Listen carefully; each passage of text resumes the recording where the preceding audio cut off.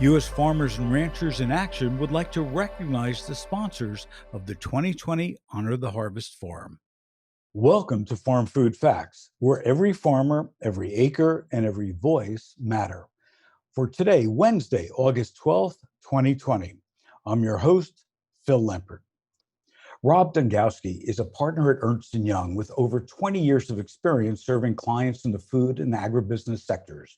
Rob has helped clients develop growth strategies, complete buy-side and sell-side transactions, design digital strategies, and lead significant enterprise transformations.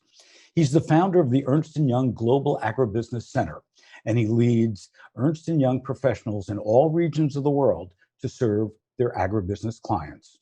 With many aspects of the agribusiness already in a state of flux, COVID-19 is dramatically impacting key areas of value chain in unimaginable ways, he says. Extraordinary changes in consumer behavior and unforeseen labor complications compound pressures on business leaders to keep the organization operating amid one of the most chaotic business environments in history.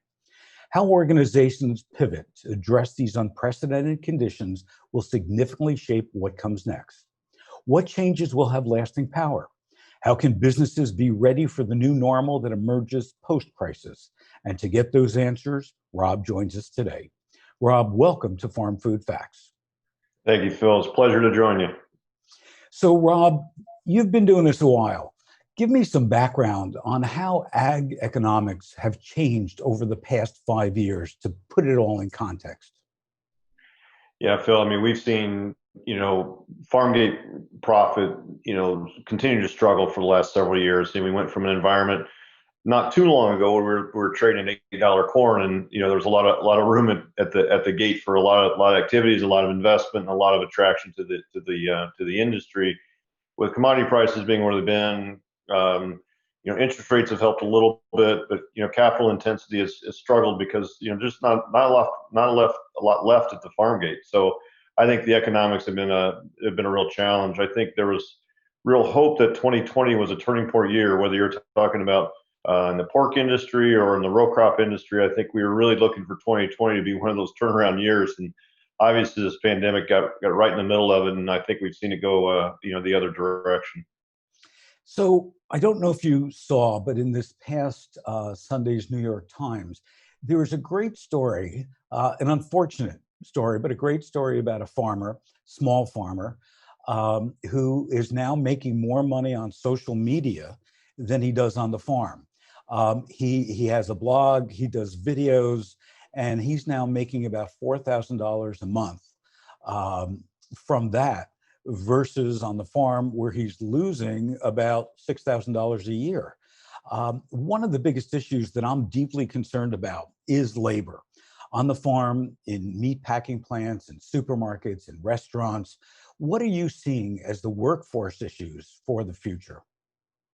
Yeah, I think it's a great story, that you highlight, in that, what it really highlights is that farmers are some of the most, the greatest innovators we've had. They figured out how to get crops in the ground, get them out, make money, do the things they need to do, and they just wear so many hats that I don't think most of us realize. So I think that's a real great story to highlight that. I think when you look at the labor issues, I think they're really twofold. So one is we still rely on a lot of manual labor for harvest of specialty crops, soft fruits, that don't lend themselves easy to full automation.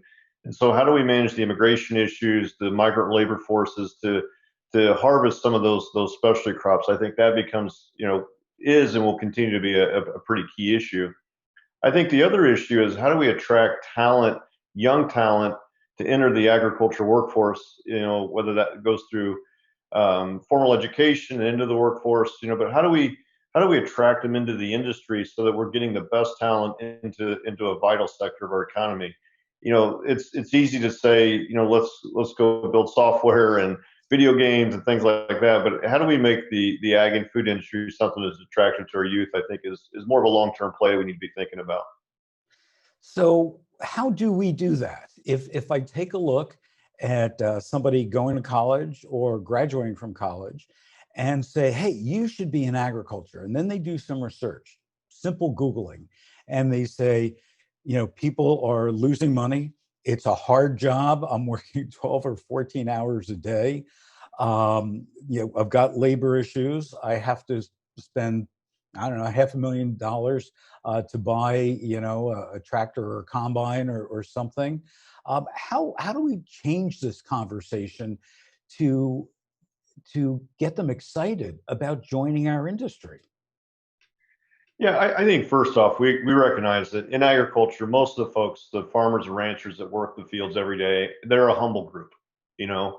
And so Okay. getting them to tout their stories, tout the attractions, what they do, it's kind of contrary to their nature in most cases. So, but it's needed. We need to explain to our young folks of why this is a pretty cool industry, And I think as purpose becomes a really important factor going forward, particularly for our Gen Z and younger generations. Purpose is driving a lot of behaviors that maybe the baby boomers, didn't put as much emphasis on. So I think explaining, how this industry aligns to their purpose, and then, frankly, really understated is how kind of technology advanced this industry is, and how technology advanced it could be. So we're all kind of wild about driverless cars, and I think that's an interesting thing to think about in the future. But we've had auto steer on tractors for years, Right. and we've had GPS, we've had mapping, and multi-spectral mapping, and all kinds of things in the ag industry that some industries are just catching up to. Where there's other technologies that maybe I can can continue to capitalize on, and we haven't gotten there yet. So if I'm a young person, I'm thinking this is actually an industry I didn't know a whole lot about, lines with my purpose, and is actually far more high tech and innovative than I ever thought. Well, you mentioned it twice, and I hadn't thought about this. Aligning with their values, with their purposes. When we look at Generation Z, in particular, who are very concerned about the environment, having the kind of technology tools that you just described, and having people have a passion to save the planet by the products that they buy, the ingredients that they look for, and so on, really does put the whole story into a very different place.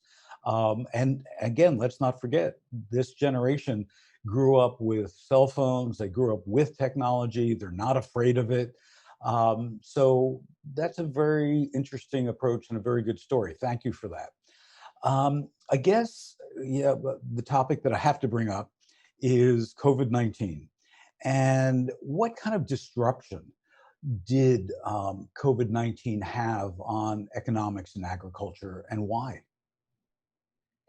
Yeah, I guess the first thing is the story is not yet fully written, right? So Right. the impact is still going to kind of unfold here as we go forward. But a few of the things that definitely highlighted is the fact that we have the most efficient system in the world when it comes to food.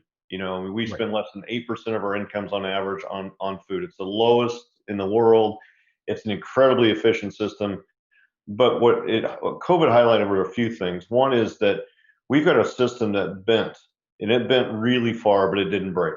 That to the resilience of farmers and ranchers, to all the folks, from the farm all the way through to the distribution cycle to where consumers buy, whether that's restaurants or grocery.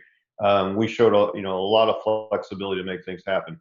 But I think now we look at it and go, we were close. Let's maybe not do that again, and let's build more resiliency into the system, which may offset some of our efficiencies as we look at it. But resiliency may become more important as we go forward. So that could come in the form of sustainability, could come in the form of shorter supply chains.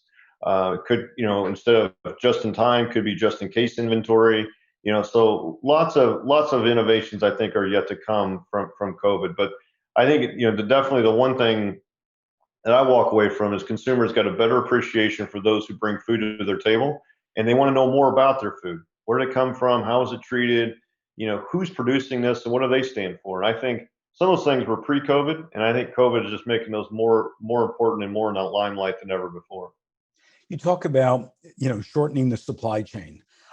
Clearly, when a consumer and a retailer saw the stories about, dumping milk in the Midwest, or, having to euthanize cattle and hogs because of transportation, because there weren't trucks in the right place at the right time. I think that also opened up a lot of people's eyes. and really, to your point about a shorter supply chain. When we think about, I'm in California, love California. 95% of all of our lettuces come from California and are shipped cross country. That's absurd when you really think about it. With respect to the lettuce, farmers in California, we're seeing a lot more advances in indoor farms. Presumably, there'll be some open office space as people continue to work at home.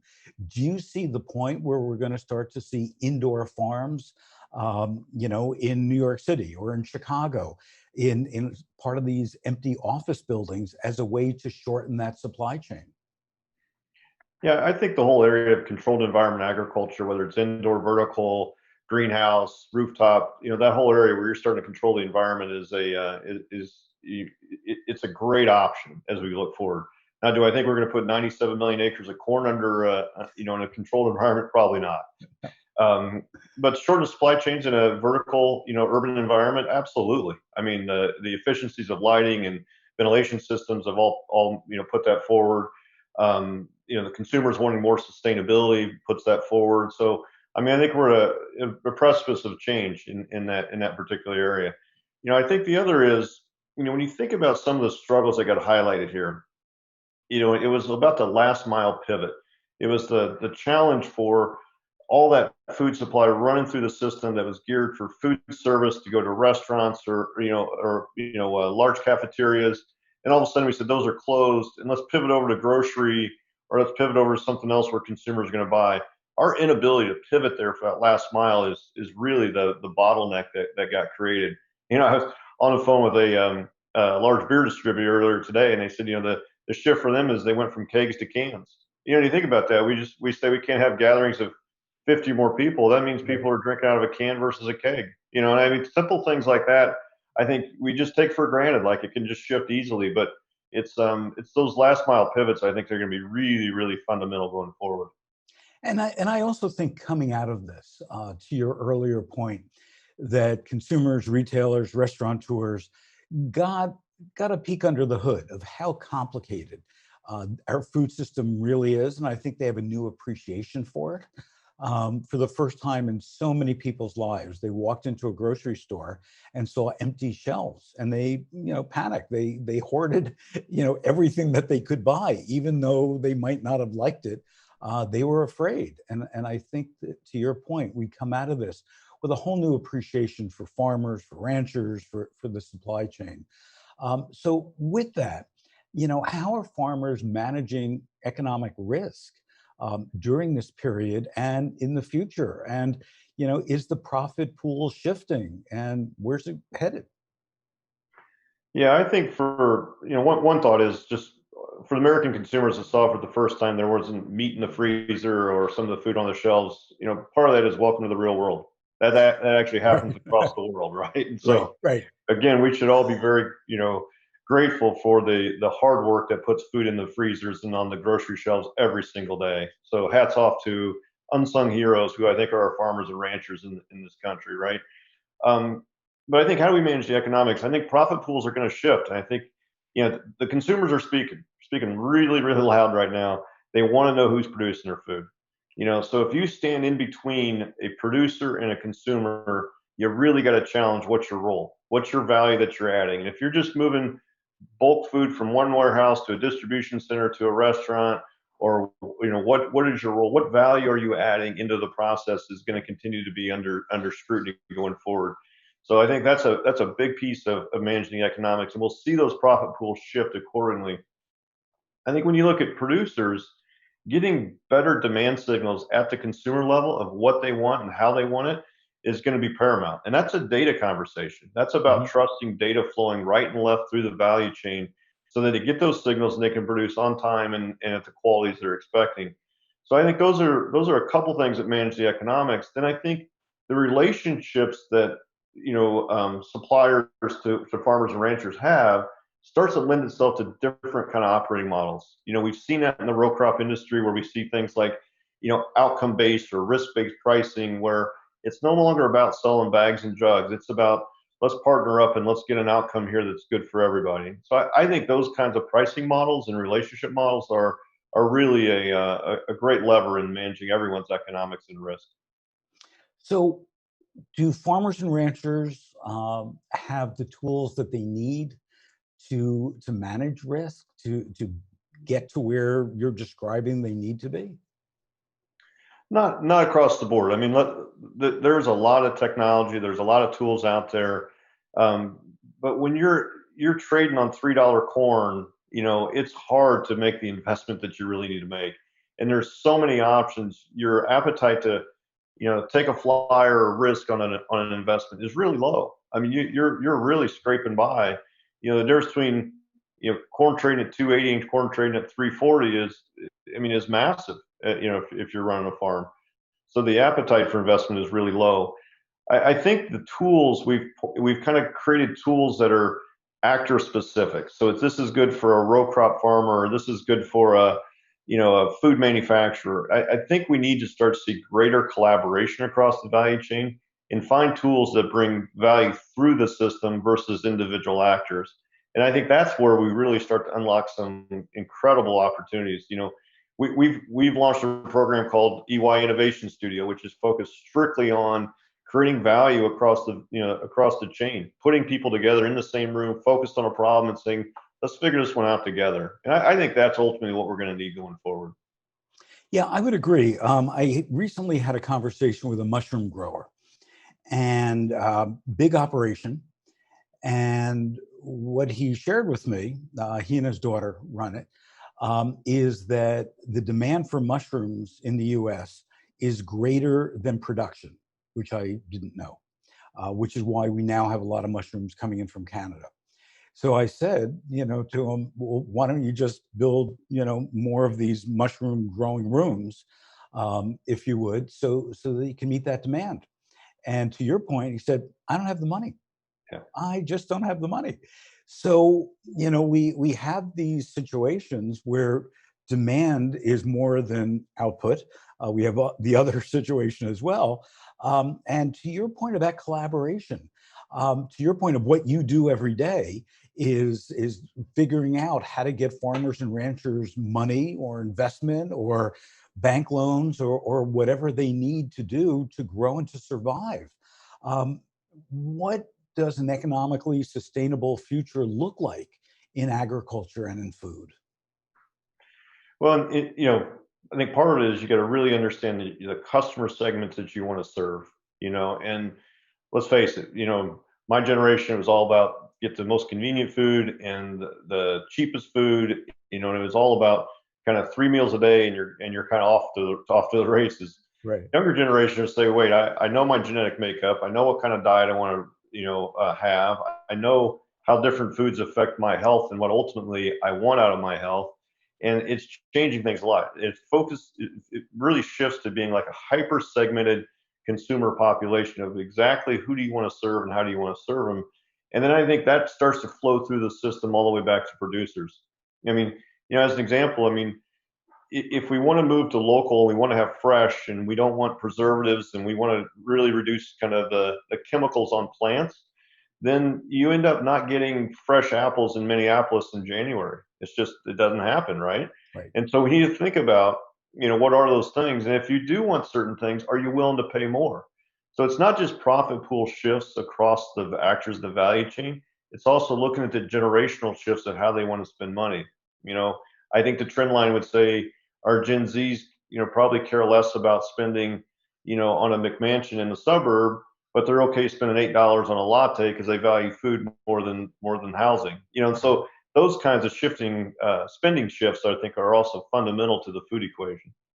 Do you think that finally, as a result of everything that you've described, we're going to start paying a fair price for our foods? Because we have the cheapest food supply in the world, as you point out correctly. We went for efficiency. We store apples for a year or a year and a half before they get to the grocery store. And one of the things that I've always talked about that I would love to see is that our supermarkets just sell produce when it's in season. Because if it's in season, it's less expensive, it tastes better, and it's more nutritious. Do you think that all of what we've talked about could finally force that to happen? Yeah, when we say fair price, I think consumers determine fair price, right? And so some are going to be super satisfied with the way it is, and some are saying, I'm willing to pay more for, something that's in season and fresh. And I think we need to afford them all those options. Regardless, that will create fundamental systemic structural change across the food industry because it's going to trickle back that for those that want something fresh and local and seasonal, that's going to have to be produced, in a local format. That's no longer means you can put a label on it. It's fresh because and it's been frozen for a year. And Right. I think that kind of environment starts to kind of fuel the fire of let consumers vote with their wallet, and if they're willing to pay more for stuff they value, then let's give them what they want. I think that's ultimately kind of how the system will unfold. Look into your crystal ball, Yep. and I'm sure that you're asked to do that probably 100 times a day from everybody in your organization and all your clients. But if there was one thing that you really think is critical for agribusiness today to start doing, what would that be? Yeah, I think there's got to underlying all of this, consumers going back to producers, challenging the nodes that are in between and how we interoperate. Fundamental to that is the data we have and the data we share. And the data you share is really based upon trust. And so as we look at that trust equation across the value chain, I think it really becomes the unlocking element of how can we start to become better and smarter and more informed of what we do. I mean, we want fresh food, and you go, how do you know it's fresh? Because and how do you know it's organic? Are those things, high integrity that make you want to purchase more? And I think consumers are going to want that information. They're going to want to say, I'm willing to pay 25% more, but is it really what I'm getting? Am I sure? I think generally there's a distrust for large institutions right now, and the way you get through that is by transparency and more exposure to what's there. I think when I look at, I love your concept of let's just grow what's in season. And when we look at our food system reimagined platform, I mean, we really envision a grocery store format that splits in two. And on one side it's a live store, on the other side it's a dark store. And some could say the center of the store is what goes into the dark store. And that becomes send it to me 2 hours or less. But in to make any of that work is going to have to drive some efficiency through supply chain and through data and all that. So I think at the end of the day, I think unlocking this data equation becomes just a massive element to this. Well, Rob, thank you for everything that you do every day for your organization, for agribusiness and your clients. And thank you for joining us today on Farm Food Facts. Thank you, Phil. It's a pleasure. U.S. Farmers and Ranchers in Action would like to recognize the sponsors of the 2020 Honor the Harvest Forum. Our movement sponsors, United Soybean Board and National Pork Board. Our presenting sponsors, Wells Fargo and Cargill. Our gold sponsors, Bayer, Dairy West, Nebraska Soybean Board, McDonald's, Nutrien, and the Foundation for Food and Agriculture Research. Our bronze sponsors, Purina and Ernst Young. Our youth sponsor, Ruan, and our donor sponsor, Tyson. For more information on all things food and agriculture, please visit us at usfarmersandranchers.org. Also be sure to look out for us on Facebook at US Farmers and Ranchers and on Twitter at USFRA. Until next time.